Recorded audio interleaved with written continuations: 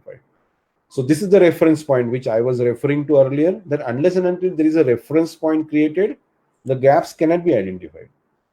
So that's why this concept is important from the perspective of program designing. Now, if you think about a classroom and the teacher is delivering a lecture, is actually delivering some knowledge chunk.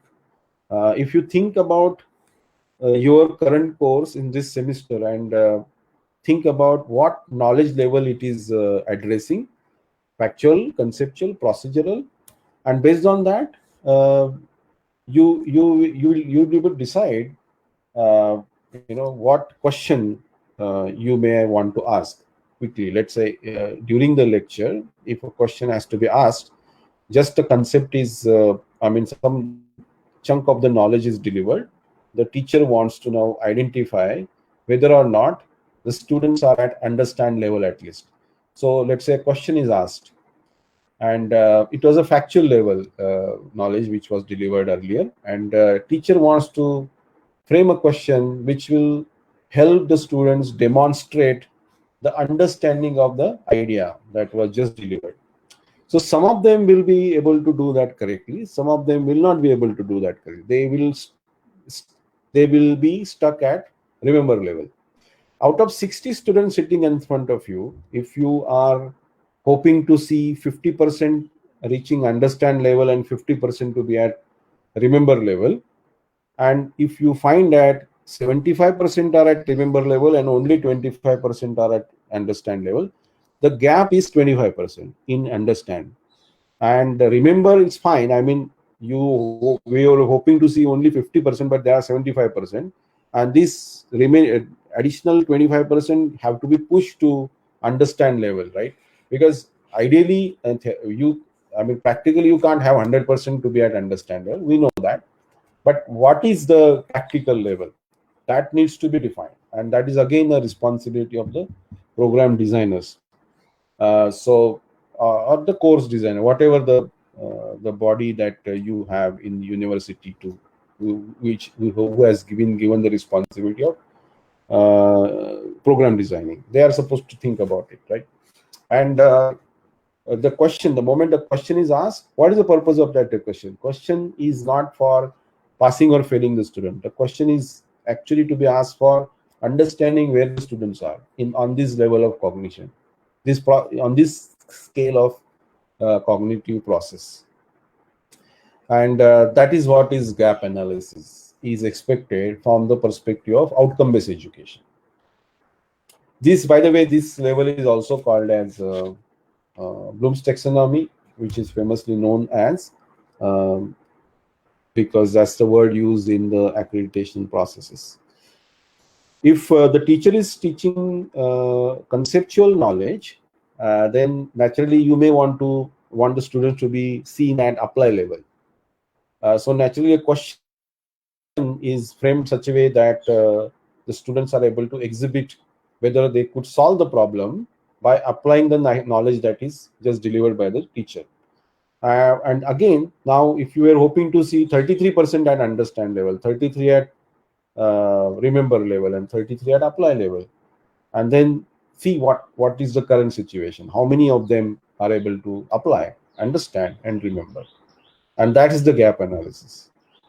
Remedial action to remove that gap is then the next process, but that has to be, the remedial action has to be based on the factual data analysis like this, rather than just intuition, because I will extend this little more with the help of subsequent slides. This is a question for you, and if you could respond in the text box. This is a multiple choice question, by the way, and you will be able to find multiple right answers.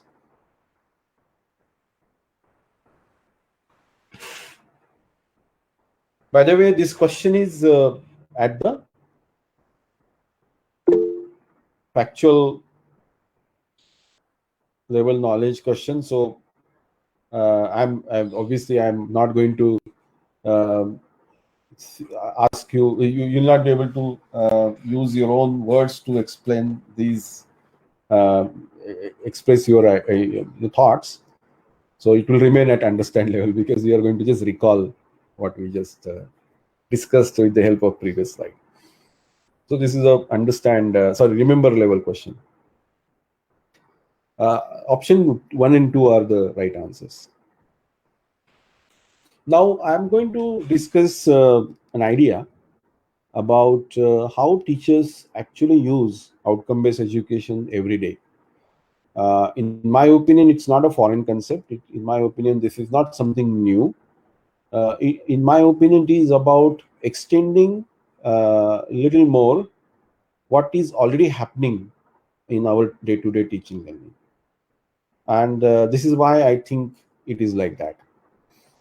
So imagine that there is a question of 4 marks, and the students are supposed to write their answers, subjective question, and teacher is evaluating their responses. There are 60 answer sheets in front of the teacher, and teacher would be grading and assigning the marks based on certain things that the teacher would find in those answers. If the teacher thinks that the explanation shows very limited understanding of the underlying concept, teacher will grade it 0. Else, if the explanation shows some understanding, teacher will think that okay, fine, 1 mark. Explanation showed substantial understanding, fine, 2 marks. Or the complete understanding, fine, I'm going to award 4 marks. This is nothing but a rubric that is running, mental rubric running in the mind of every teacher. And if you now relate it with the cognitive process, you can easily now relate it with remember, understand, and apply levels, which we just discussed a while ago. I hope that you agree with this idea. And so actually what is happening, in my opinion, we are already using these concepts a lot every day. Only thing is now we are trying to relate those with some theory, some models, and we are trying to find out these relationships with these theories. And now what I said was, if we now add a couple of more things here, extend it to little more, it will become outcome based education. So if you now count how many students actually scored 0, 1, 2, and 4, then you will get some analysis like this. 12 students were found in apply, 29 in understand, 23 in remember, and 9 in they were even not there. Right?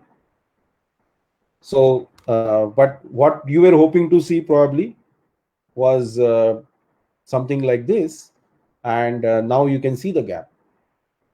So you were hoping to see at least 25% students to be at apply level. So at least 25% students should be scoring 4 marks in this question. And this is the only thing that has to be added on top of what is already happening to make it very, very interesting process of outcome-based education and identifying the weaker students and the gap analysis. So here in this case, who are the weaker students? Obviously, those who are in 0 and in remember, they are the weaker students. But there are a few students who are already there, almost there, and a little more push can make them exemplary students, or those who are already achieving the outcomes. A little more push in some of the, in this direction can help those who are in understand level here to be at apply level. So that's how the percentage on the left side will grow, and it will be uh, achieving, it will be, I mean, fixing the problem. So if you are finding a problem like this in one question, probably it will be too much to take action against for each and every problem. But if you just zoom out and look at, let's say, 25 questions which were asked in first two assessments conducted in the uh, current term, then you will be able to see this whole analysis with with a little more a different perspective. What I mean by that is that you may have much more meaningful and concrete data to act upon if you zoom out and take 25 questions and analyze it in this manner. That's the process of identifying the gaps and planning the remedial actions, identifying the hotspots. The third layer on top of this is outcomes mapping, and that is done. It's a process which is already defined by somewhere. So this will not be figured out uh, at the time of asking the question. Every question has a purpose and meaning to be asked because it is associated with some outcome. Otherwise, there is no reason for the teacher to ask a question, and hence this is an automatic um, considered given association of a question with the CO, and that's why the third level that gets added automatically on top of this is the course outcome. So every question has a course outcome associated with, and naturally this as analysis then is it gets associated with the outcomes associated with the question, and that becomes then outcome based education implementation. So the foundational block is exactly the same. It doesn't have to be changed at all. The only change that has to be introduced is the way the analysis is done of the student performances. That's the point I'm driving here. And then this continuous improvement cycle is implemented immediately the moment these additional processes are added on top of what is already happening. The program designers would design the courses by thinking about what program level outcomes the students are going to achieve. So for the students to be able to achieve those program outcomes, there could be 20 courses, 30 courses, 40 courses or more for the undergraduation or post graduation degree programs. This one, what is happening through the courses is delivering the knowledge.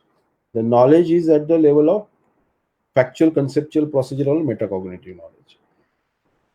So when the students learn these knowledge delivered through these courses, they are going to exhibit the desired characteristics defined in those program level outcomes. So there is a one-to-one relationship between the program outcomes and these knowledge dimensions, because courses are associated with program outcomes. The course exists in the program design because it helps deliver the program level outcomes. So there is a one-to-one relationship of program outcome and the course. There is a one-to-one correlation between the knowledge dimensions and the course, and hence A is equal to B, B is equal to C. That's why A is equal to C, and that's the relationship we are establishing here. Knowledge dimensions are directly related with the program outcomes, and these are the three different categories which combinedly give the desired competence in the students. So knowledge category program outcomes are addressed by the courses which are designed to deliver factual and conceptual knowledge. The skill level program outcomes are delivered by the courses which are designed to deliver procedural level knowledge. Likewise, the attitude level program outcomes are delivered by the activities, may not be by the courses directly, but by all the activities which are designed in the program, like uh, helping the students work in teams.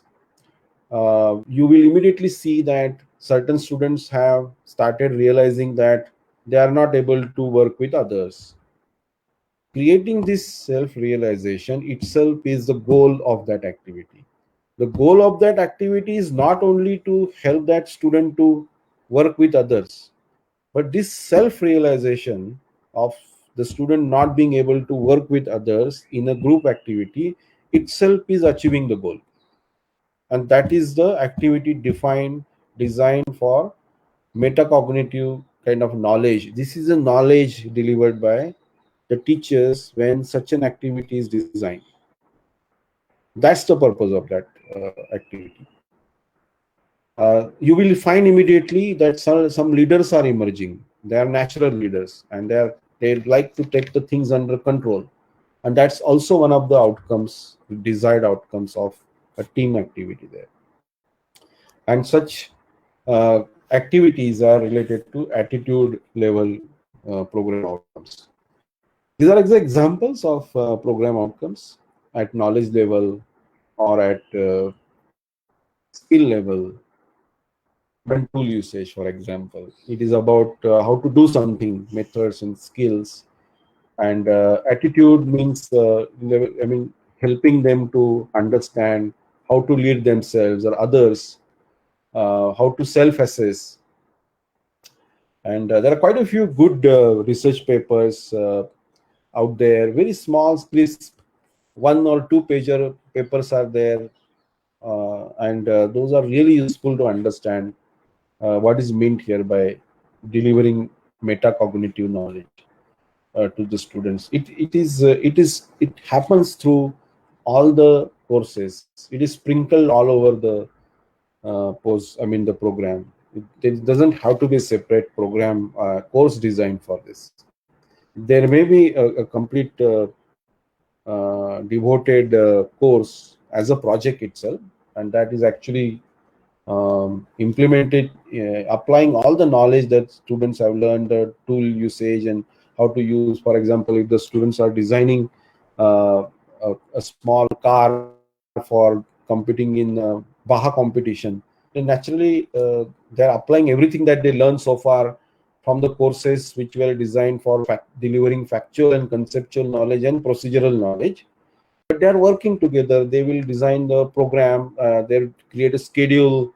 They know the end date by which the car has to be ready, and then work backward. They know that they are supposed to use certain engine only, certain fuel grade only, and based on that they will analyze what's and then few things. So we're allowing them to now do many things which will help them learn these uh, you know activity, the outcomes relate which are defined as a part of attitude category.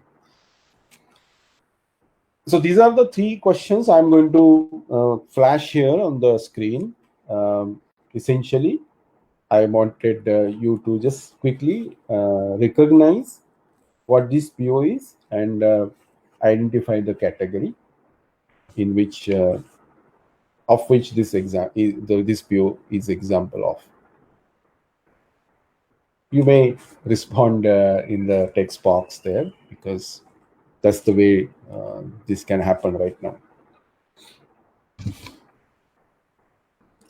Honor personal values, and it is the moment it is about personal values and apply ethical principles, it becomes part of attitude category. And the third is fostering analytical and critical thinking abilities. It becomes part of the skill category of the POs. Any questions so far before I go to the next one? No, sir. You can you Uh, can is, continue, sir. is it because everything is understood correctly, or Yeah. If anybody who is watching live, if they have any question, they can pose it to sir, or we can continue. awesome? Sir, I believe we can continue for. Okay, sure. Thank you so much. So now is the time for us to apply the what we have learned so far and create a model. and this model is of top-down approach of program design. So this is how it is. You have your UG/PG program. Imagine that it is your program. Think about the program outcomes associated with your program. And if you are not already done the categorization of the course program outcomes in knowledge, skill, and attitude, you may want to do that now. And think of the course which is associated with knowledge category of the POs. So naturally, this course has to be delivering factual and conceptual knowledge, isn't it? And a course which is supposed to deliver conceptual and procedural knowledge will have association with one more PO, which may be from skill category. And that's why I have shown this box with dual color shade to designate its association with multiple program outcomes. Uh, then we have to think about how to design the course outcome. Since we know that the course is delivering factual and conceptual knowledge, there will be a huge impact of this fact on designing the course outcome statement, because here the idea is that I want to assess whether the students have learned this factual and conceptual knowledge. And that means immediately I have to think about what is the scope of assessing the students knowledge level on the scale of cognitive process, whether I should be assessing them at uh, create level or analyzing level or evaluate level or some lower order thinking skill. That is the decision that immediately comes to us without the thought to be given, because it is already defined, it is already predefined at the moment it is a knowledge, the course deliver assessing, I mean the course associated with knowledge level POs.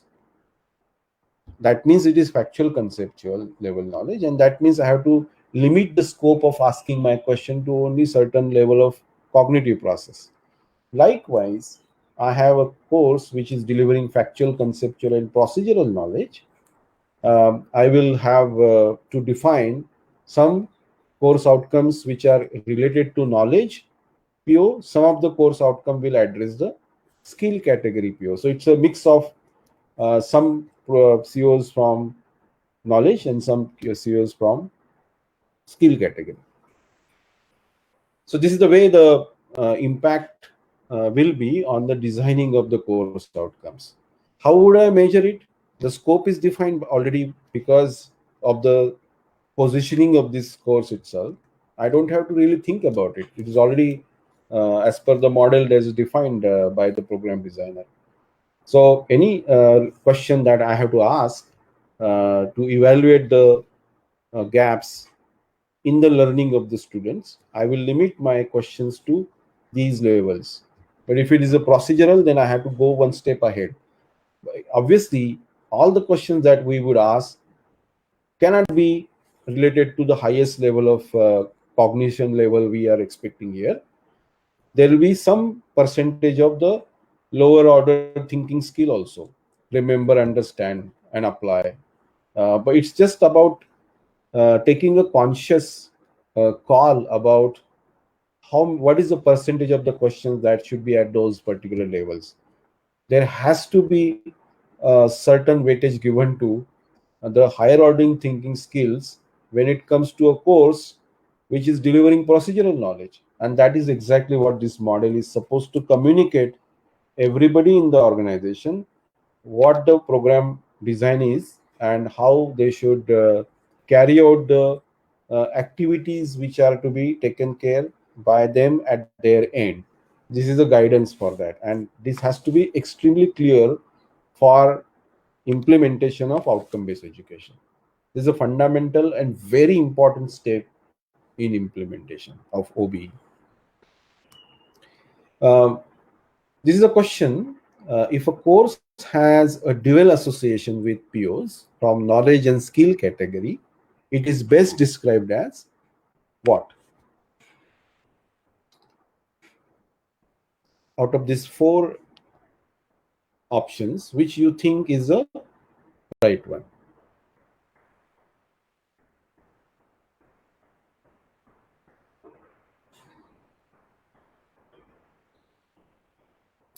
The option one is the correct option here. Any questions so far?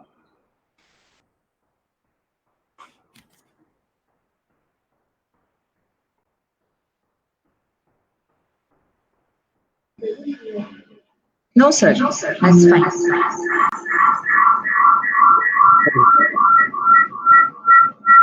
There are two side by side. There are audio echoes because of that. One of the device could be kept on mute.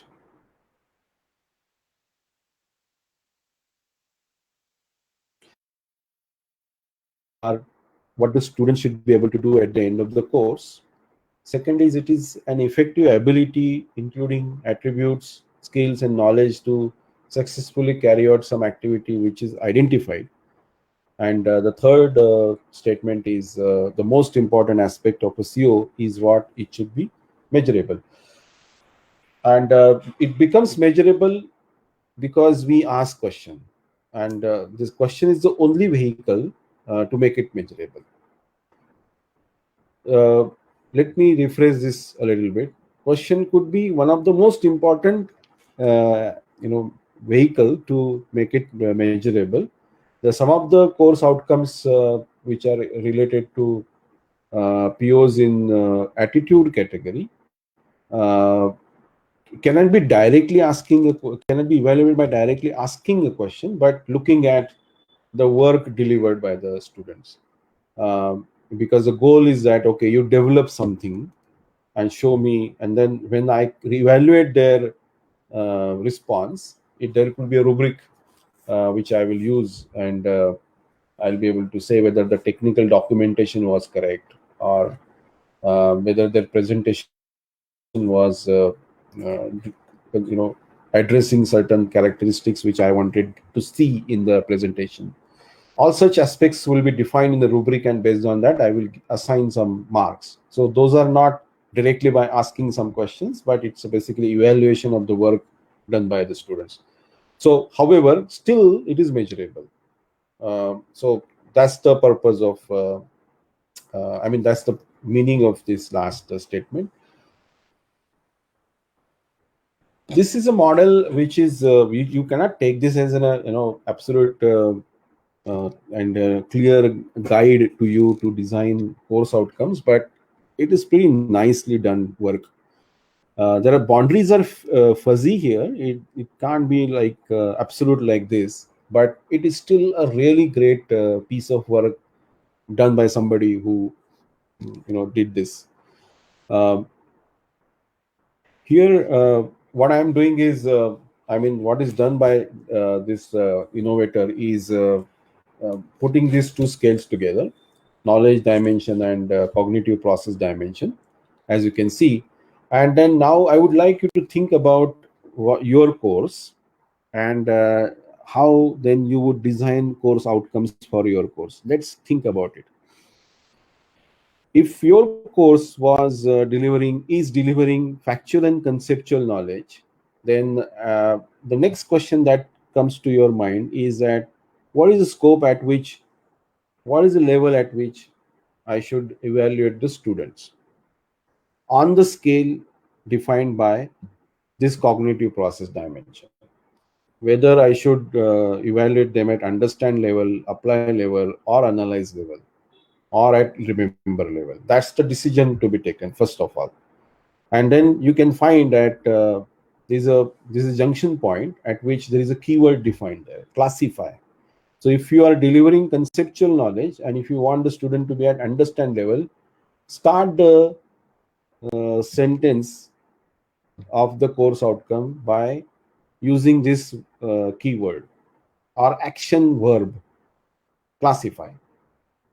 If you are teaching factual knowledge and if you want students to be only at remember level, list is one of the action verb that you can start your course outcome.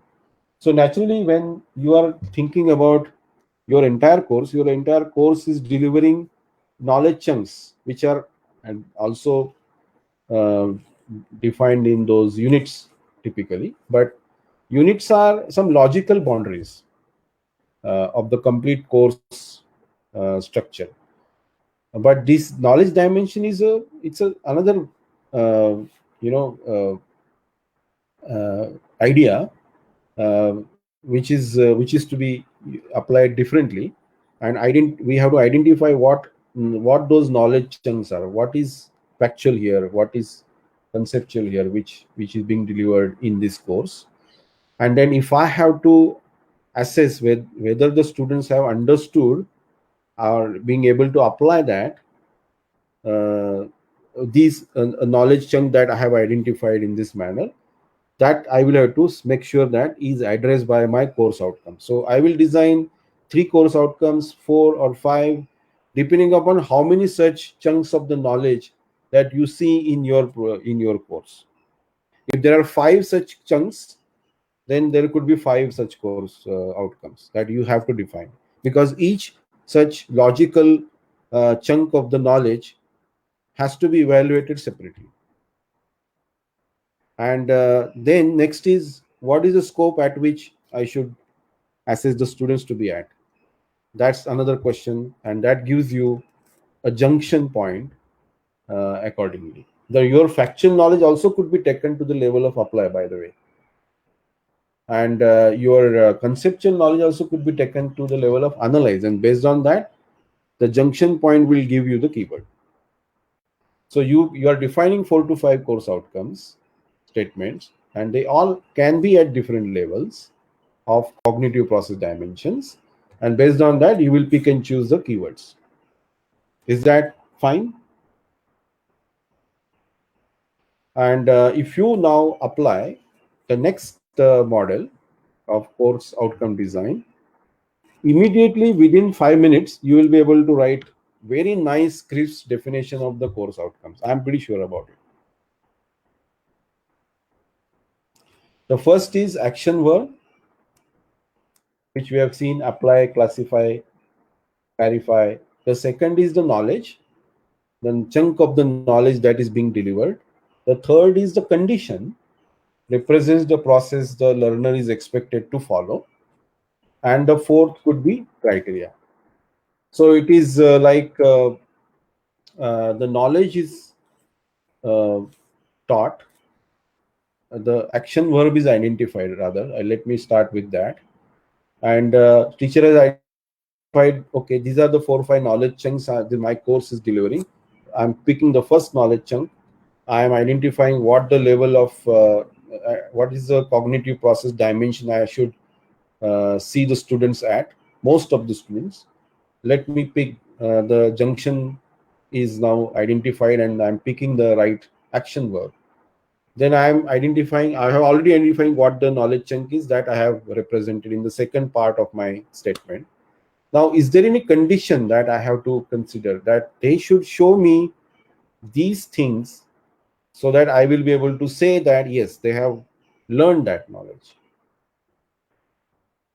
That is defined in the condition part. And then the last part is criteria. That, let's say there was an experiment and they have given me that 2.3 is the answer that we can come out with.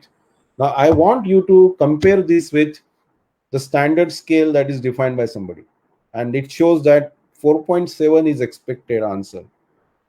And then tell me why you were far off from that, or why you could achieve exactly the same, or why your reading is above that.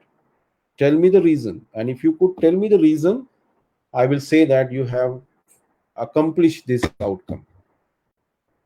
And that is the criteria that I am going to define. So however, the criteria and condition is optional part of the course outcome designing it, because for a very simple courses you will not have condition and criteria. You can just skip that. But the obviously without action and knowledge is considered, the course outcome cannot be defined. And this is the process that is that will show you that the course outcome should be designed by looking at program outcome, looking at knowledge levels, looking at the cognitive process, and then you design the course outcomes. It has got nothing to do with unit level knowledge chunks. These are the unit level breakdowns of the course. That is a syllabus structure. It has got absolutely nothing to do with designing of the course outcomes. If you disagree with me, please answer.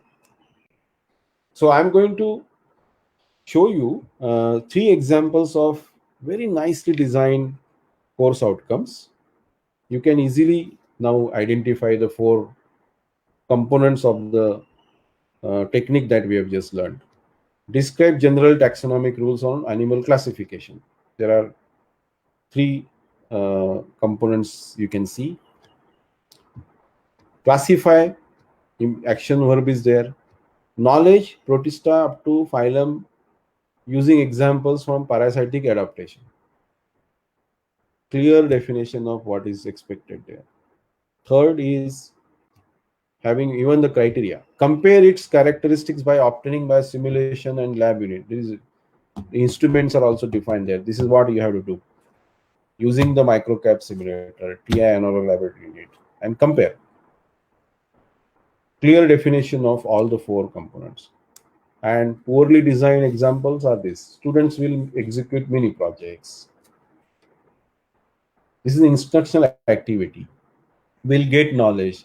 This is a transformation that you will see after teaching something, but this itself cannot be a program course outcome. Apply problem. Apply is a good start, but it fizzles out immediately because it becomes too vague later on. So nothing is clearly coming out. So these are actually the examples I found in some of the colleges. But now because of the training and workshops happening all over India, things are much better than what they were a few years ago. Any questions so far?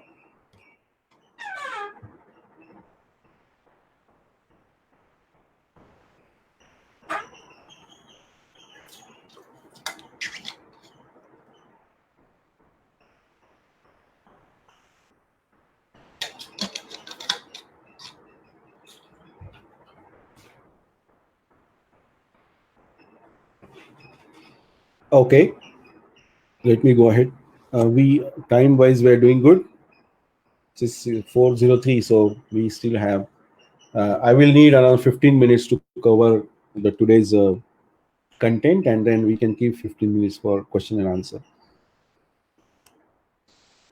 I'm going to now extend the discussion a little more.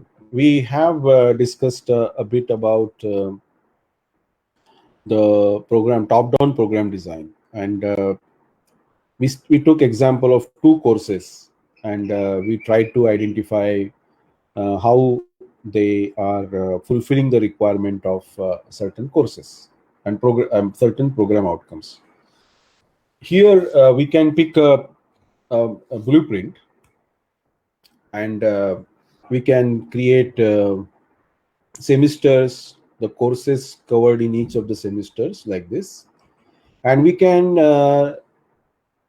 list all the POs like this, and try to associate them with the category knowledge, skill, and attitude. And you know that now knowledge means they are associated with factual and conceptual knowledge, procedural knowledge, and metacognitive knowledge. That's the these color combinations are also used here to represent that one brick here, one block here, uh, has association with these POs and these knowledge levels, and these colors indicate these associations. So more of blue means it has got more of metacognitive. Less of pink means or more of yellow means you can see now how it could be related. So if I were to think of these 30-40 courses which are going to deliver the desired knowledge, skill, and attitude to the students, then I can start putting these courses there on my blueprint. So the moment I bring map those with the semesters here, I'm going to cover these courses in semester 1 and 2, and they belong to let me go back a little. We belong to knowledge category POs because they are completely in yellow. So they are essentially delivering the factual and conceptual knowledge. Next chunk is going to now slowly address the skill level POs, and that's why a shade of pink is now started coming in. So some PO from skill category is getting associated with this course. The next chunk is delivering. Most of the courses are associated with skill level, and there is a slight introduction of the attitude level POs also. So you can say PO 8 is being addressed by some of the courses here. It's just an example, so it is for the purpose of conveying the idea. So you this may be this is just an example for in short. So here again, although the courses are reaching some advanced stage in the graduation, it doesn't mean that they don't teach factual knowledge or conceptual knowledge. Every new course will have certain details about the factual and conceptual knowledge. So some degree of that will be there. So you can easily now recognize that if I have a course in 5th semester which is heavily oriented towards metacognitive skills, and which means that there are some group activities like that here, and there are some of the skill level POs are also associated, and some knowledge level POs are also associated there. So I'm going to have little thinner association with either one of these POs, and then also some moderate level association with skill, and maybe substantial associated with metacognitive level POs. It is very clearly, it comes out from here. And then the question about, how to recognize the affinity levels between the PO and the courses. This answer to this question is extremely clear now, just by creating a nice blueprint like this. So let's take this thought further. I'm just bringing back the same blueprint here. And now I want to add the cognitive dimension here, because we have covered the knowledge. What is missing so far is the student side of it. Because so far we have discussed about the teacher side.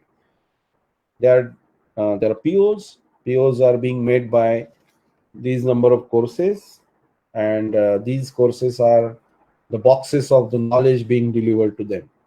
And now once you open the box, the recipients are the students, and we have to consider them obviously here. So if these courses are delivering these chunks of the knowledge, when we assess the students at the various levels based on the mix of the knowledge that is being delivered, the framing of the question also has to be done accordingly, so that we can assess whether the students are learning according to the levels that we are defining.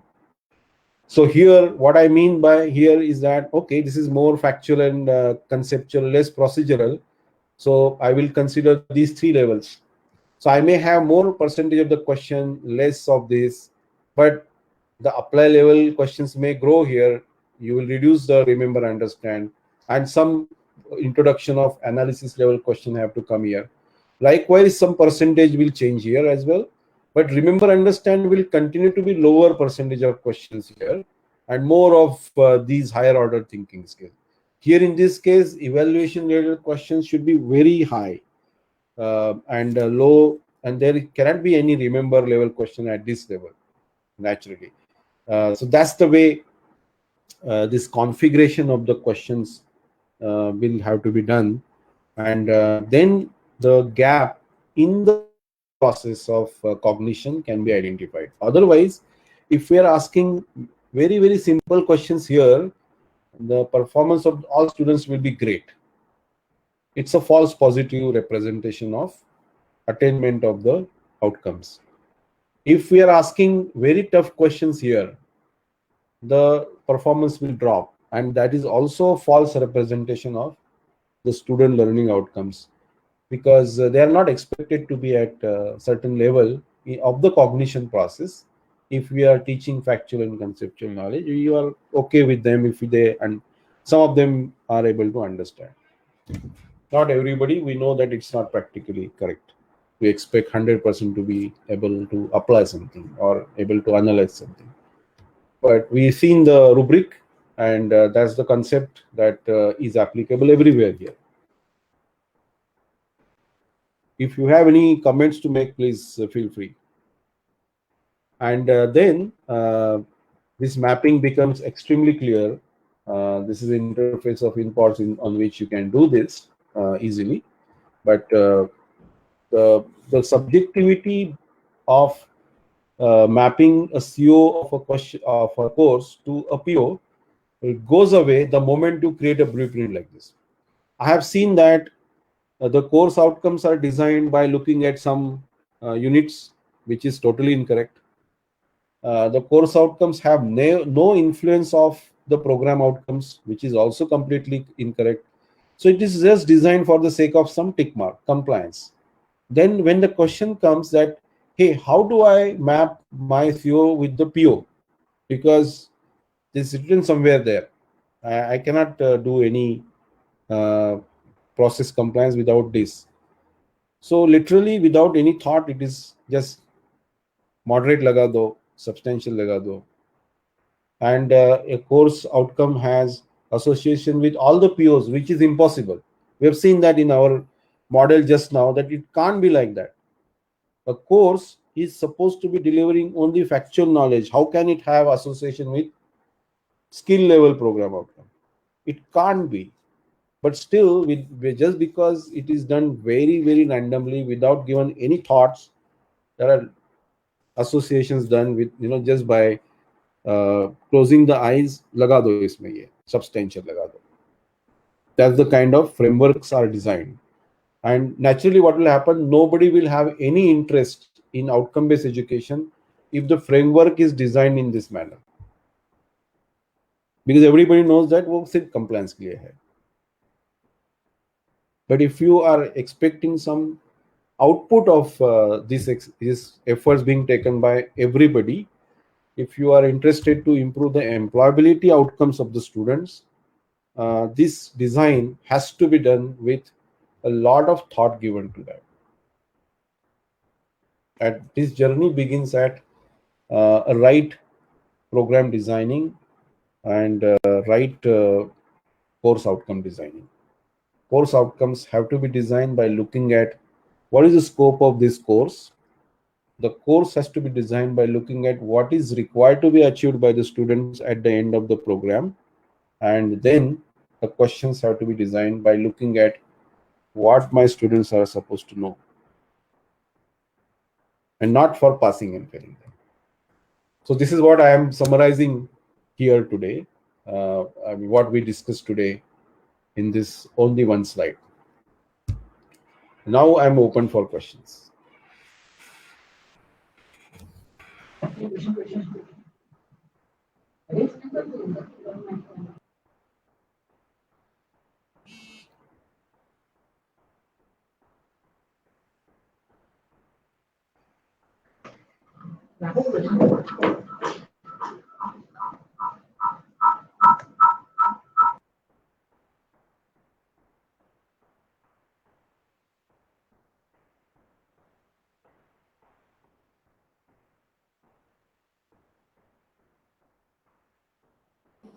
Hello. Hello. Yes, sir. Jitendra sir has posted one question in the chat box. Okay, you want me to address it? Yes, sir. Yes, sir. I will try to do that. Okay.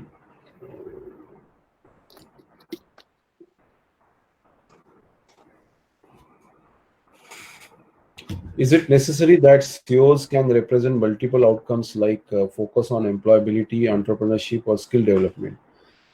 If your course is supposed to create the abilities which are defined in the competency framework shared by you, by your employee, then you can have multiple mappings of the competencies defined by your the employer of the students, and see whether you have been able to identify some association of the competency with the course. So you can have a set of course outcomes defined for the purpose of outcome based education analysis, and the second layer on top of that, the competencies which are addressed by this course as per the competency profile shared by the employer. I'm going to address this more in the second session of the FDP. But this is a very relevant question. Thank you for asking that question, Panchal sir. Thank you, sir. Sir, one more question we have. Maybe I can write in a chat box or. Yeah. Okay, sir.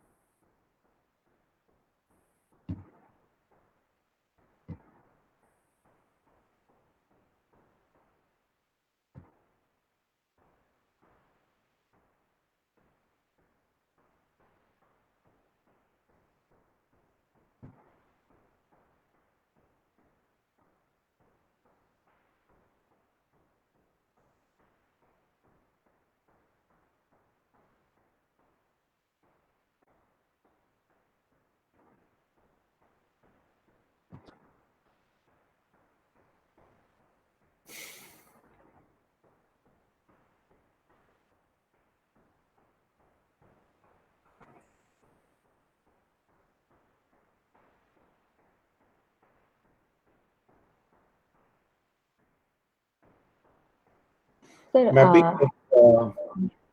exactly, I want to know that when we have such mapping of outcome with the entrepreneurship basket, then exactly are we teaching the entrepreneurship topics to them, or after learning this particular course, they will become an entrepreneur? So, are the content related to what is we are teaching, like communication skills or leadership, which will henceforth help them to become an entrepreneur? Or I want to say that the course will make them a businessman, like that. Is the content relevant to that, or the outcome is mapped to that? Content is relevant because to create entrepreneurial abilities in the students. Let's say it is it's this out. This is one of the desired outcomes of your program, right? Obviously, you are not expecting 100% of them to be entrepreneurs. Some of them will become entrepreneurs, and if this particular outcome of the program is not addressed by any one of the program outcomes which are already defined by the some accreditation body or some reference that you are referring to, you may write a program specific outcome as developing ability of entrepreneurship in the students. If let's say this is the raw definition of the PO that you want to achieve. So the program designer has to think about what will create these abilities in the students. What, first of all, what you think should be the ability to become an entrepreneur, and then based on that, some content development will be there. This content development may not be a course itself. It is sprinkled on multiple courses, maybe 5, 6, 7 courses, which will help them and get that competence from the other courses which you believe will combinedly give that ability in these students. So for example, a region in India is known for petrochemicals, and you are designing a program which will help them set up a kind of auxiliary unit, which is which becomes a supplier to the petrochemical industry. So essential knowledge about how to set up a process of, to manufacture something which could become a supply to the industry around your institution can become very specific program design itself. So you may have to then design a completely new program, maybe at the post graduation level, to address this kind of very detailed, specific entrepreneurship development abilities. But if you're looking at an undergraduation program and then trying to think about creating an entrepreneur out of it, is too much of overload on the undergraduation program, because you are achieving multiple outcomes which are supposed to be delivered by many courses, and you can't really stuff many more things in the same undergraduation program, in my opinion, uh, because the requirements of making a person entrepreneurial will require, a separate set of process that cannot be entirely handled by usual regular undergraduation programs. The activities which are being taken, like innovation cell, or through which certain incubation of the future companies is done. I mean, there are many such activities happen through that, and I think that is definitely one of the activities you can consider as a part of your undergraduation program, to help them understand the difficulties that they come across when they have an idea and that idea has to be converted into a reality. And making them realize these difficulties is a part of making them entrepreneur, and not really making them an real entrepreneur is maybe a very ultimate goal, but just helping them realizing the problems itself is, I think, the goal of the process. And in my opinion, even if with the help of other courses that is happening, that is good enough. That's my personal opinions. So it's not about actually creating tons of entrepreneurs, but helping them understand what difficulties and problems are. Even if you have a very nice idea, funding and many such situations, problems do have to be considered. Thank you so much, sir. That was actually insightful. Any other questions? Anybody from any other person? So I believe we have already answered the question from the training, and this is it, sir. Thank you so much. It was immensely helpful, and we really got so much of thorough understanding or knowledge, not only on the perspective of CU and POs, but rather it was so useful in the teaching methodology as well, sir. That was quite helpful and supportive. Thank you so much, sir. I hope all the participants might have got a novel dimension towards understanding what they are teaching to students and how they have to perceive the things in sense of what outcome people are looking for. Thank you, sir. Thank you so much. Looking forward for your next session. That will be on next Thursday, that is 17th of September. And for all the participants, thank you so much for participating, giving your valuable time. I want to add that in the next session, we will be having a feedback link generated while we are conducting the session, and e-certificate will be confirmed